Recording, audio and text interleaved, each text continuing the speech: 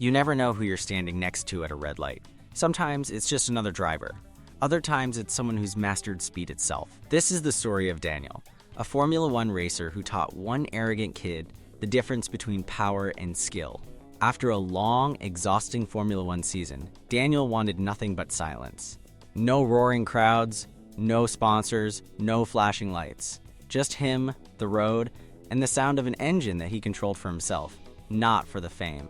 He packed light, left his team's headquarters, and decided to drive across a few states in his 1989 Ferrari 328 GTS.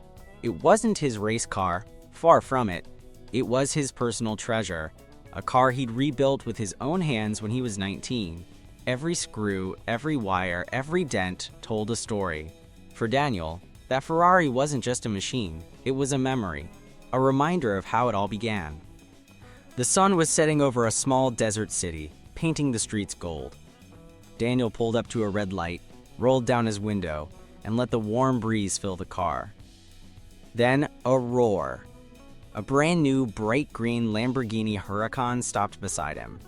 The kind of car that screams, "Look at me." Behind the wheel sat a young guy, probably mid-20s, wearing designer shades and the kind of confidence only money can buy. He looked at Daniel's Ferrari, smirked, and shouted over the engine noise. "Hey, old man, nice junkyard relic you got there. Does it even hit 60? Daniel just chuckled and said calmly, "Sometimes it's not about the car. It's about the driver." The guy laughed. "Oh yeah? How about we test that theory, Grandpa? From this light to the first corner, winner takes the glory." Daniel smiled, eyes forward. "All right, but don't cry when you lose." The light turned green. For a split second, everything froze, and then both cars exploded into motion. The Lamborghini took off with a thunderous roar, tires screaming, flames flickering from the exhaust.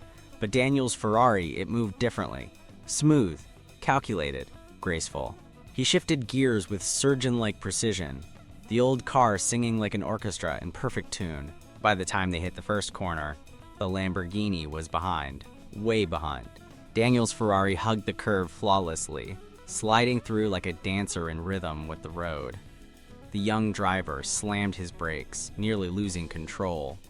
And in that instant, he saw it, Daniel's taillights disappearing into the orange glow of the sunset.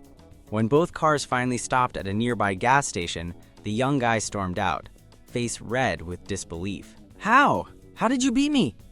My car's got double the horsepower." Daniel took off his driving gloves slowly and looked at him with a small smile. "You're right, your car is faster. But a car is only as good as the person behind the wheel." The guy stared, still confused, until he noticed something on Daniel's wrist, a small tattoo of the Formula One logo with a race number below it. His eyes widened. "Wait, no way. You're that Daniel? From the Monaco team?"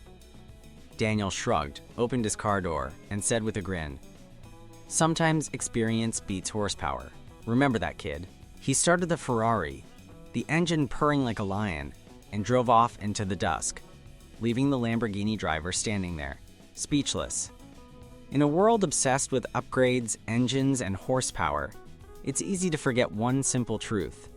Machines can be bought. Skill cannot.